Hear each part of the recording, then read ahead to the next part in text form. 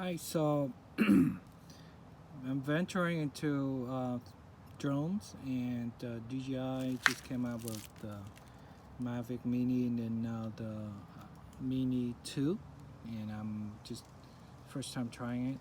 First time I'm flying it, I tried inside the house and I had a minor crash, and since then I couldn't fly it anymore because it keep getting an error message of downward camera visions error and GPS not found.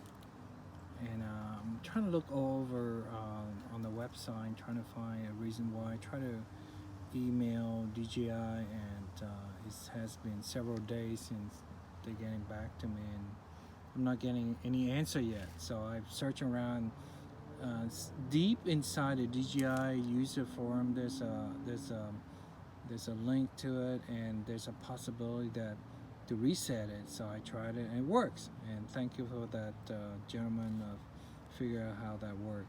So basically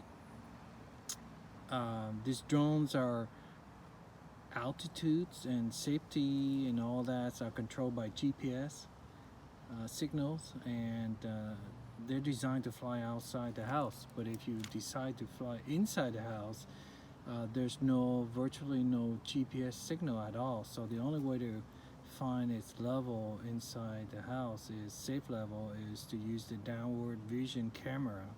So if you have a minor crash like I did, and sometimes that kind of knocked that off, and it sent an error message, and I tried to turn it off and turn it back on and could never get rid of the error message.